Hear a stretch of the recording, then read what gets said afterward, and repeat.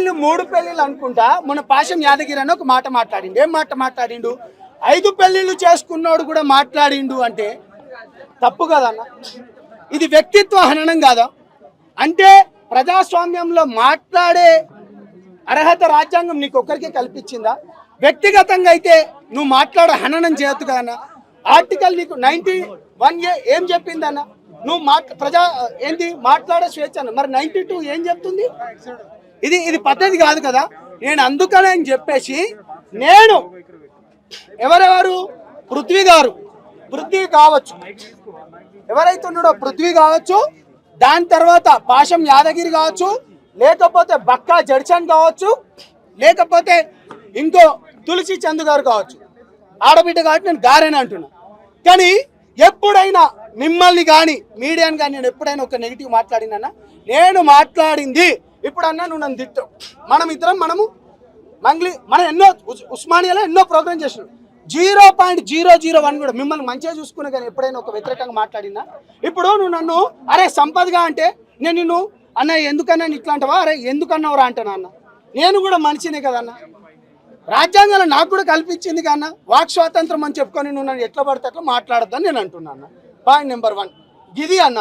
మీరు ఆయన పైన మీరు అరే ముసలు అని చెప్పేసి కూడా తిట్టినటువంటి ప్లాట్ఫామ్ లో ఒక సీనియర్ జర్నలిస్ట్ తొలి దశ ఉద్యమంలో ఉన్నాడు, మలి దశ ఉద్యమంలో ఉన్నటువంటి వ్యక్తిని అరే ముసలు అంటే మేమేం చేసినామన్నా? అంటే అన్న నేను జైలుకు పోయినా అన్న, 100 కేసులు వేసుకున్నా కదా అన్న. నేను ఏ రాజకీయ పార్టీ ఎవరి కండవా కప్పుకోకుండా పవన్ కళ్యాణ్ గారి గురించి పేద బిడ్డలకు మంచి చేస్తాడని అన్నమ్మా. ఆదిలాబాద్ తండాలల్లా లంబాడి బిడ్డలకు నీళ్ళు ఇచ్చినోడన్న. మాకు ఏ రాజకీయ పార్టీ ఇప్పటి వరకు అధ్యక్షుని చేయలే అన్న. మాకు ఏ రాజకీయ పార్టీలు, సాంప్రదాయ రాజకీయ పార్టీలు ఏ ఒక్క రాజకీయ పార్టీ ఆఖరికి వస్తే సిపిఎం కూడా చేయలే అన్న. నన్ను రాష్ట్ర అధ్యక్షుడు చేసిండు, ప్రజలకు మంచి చేస్తా అన్నాడు. అనేక విధమైన ఇవాళ అక్కడ పోతే గిరిజన ప్రాంతాల పైన అనేక మంచి పనులు చేస్తున్నాడు. తెలంగాణ ప్రాంతంలో కూడా చైత్ర విషయంలో కావచ్చు, లక్ష్మీబాయి విషయంలో కావచ్చు, లేకపోతే ఖమ్మం విషయంలో కావచ్చు, అనేక మందికి మంచి చేసిన వ్యక్తికి వ్యక్తిత్వ ఒక డిప్యూటీ సీఎం వ్యక్తిత్వ హననం చేస్తే ఇది ఎంతవరకు న్యాయం అన్న? ఇది పద్ధత?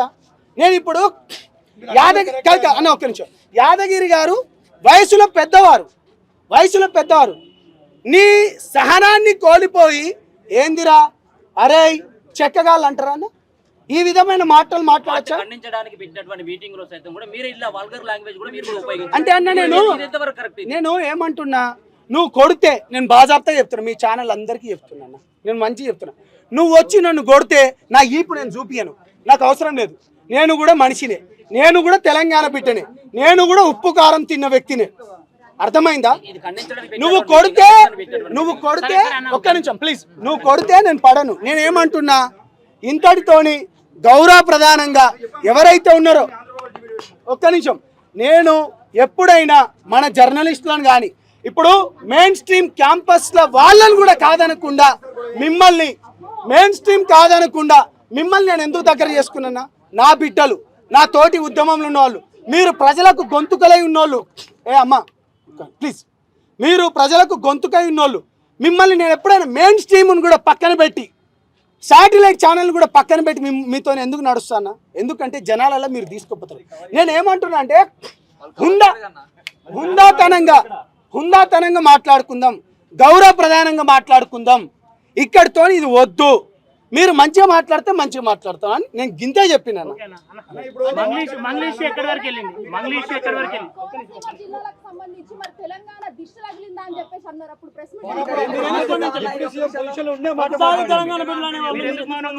చెప్పండి అన్నా, మీరు జర్నలిజంలో ఉన్నారు, నేను మళ్ళీ చెప్తాను. కావాలంటే ఆ వీడియోని మీరు మళ్ళీ చెక్ చేసుకోండి. ఏమన్నారంటే కొంతమంది నాయకుల అన్నాడు. ఇప్పుడు కేటీఆర్ గారు అనేక సందర్భాలలో ఆంధ్ర ప్రాంతం ఆ కొబ్బరి చెట్లు చూడండి అవి ఎంత పచ్చగా ఉంటాయి అన్నాడు తప్పిస్తే కానీ కొంతమంది నాయకులు అన్నారు. కానీ తెలంగాణ ప్రజలను కానీ, తెలంగాణ నాయకులను కానీ, తెలంగాణ ఉద్యమకారులను ఎప్పటికీ కించపరచలే అన్న. ప్రతి సందర్భంలో జై తెలంగాణ, జై తెలంగాణ, జై తెలంగాణ అన్న ఒకే ఒక వ్యక్తి పవన్ కళ్యాణ్ గారు అన్న. పవన్ కళ్యాణ్ గారు ఎప్పుడు ఎవరిని కించపరచలేదు, కించపరచడు. తెలంగాణ ప్రాంతం యాస భాష అన్న కానీ ఇగో తన సినిమాలలో కూడా తెలంగాణ పాటలు పెట్టుకున్నది. ఒక యాదవ బిడ్డలు కావచ్చు, లేకపోతే గౌడ బిడ్డలు సామాజిక వర్గానికి చెందిన పాటలను కూడా తను పెట్టుకున్నాడు. ఎందుకంటే మన తెలంగాణ భాష అటువంటిదన్న, మనం ప్రేమిస్తాం. మనం దారిన పోయేటను కూడా అన్న అక్క అనుకొని మనం హక్కున చేర్చుకునే ప్రయత్నం మనం చేస్తాం. కాబట్టి పవన్ కళ్యాణ్ గారు ఎప్పుడు తను ఎవరి గురించి కూడా తప్పుగా మాట్లాడారు. తెలంగాణ అనే పదం డిక్షనరీలోనే లేదు అని చెప్పేసి ఆంధ్రాలో ఒక మీటింగ్ లో మాట్లాడారు. అన్న తెలంగాణ అనే పదమే లేదు అని చెప్పేసి కూటమి ప్రభుత్వం అంటా ఉంది. దాన్ని ఎందుకు మౌనంగా ఉన్నారు?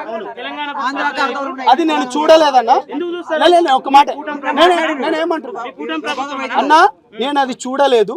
నేను దానిపైన ఒక్క నిమిషం దాన్ని నేను చూడలేదు. ఎవరు వ్యక్తి మాట్లాడిండ్రు ఫస్ట్ ఆడు ఎవరు మాట్లాడిండ్రో ఏం మాట్లాడిండ్రో అదొకసారి నేను క్లారిఫై చేసుకొని మళ్ళీ మనం ఉస్మానియాలో ఒక ప్రెస్ మీట్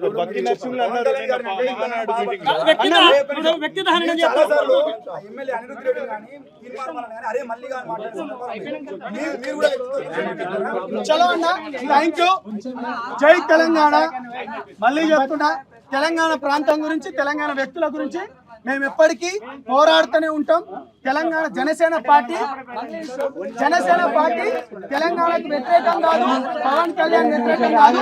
జై తెలంగాణ.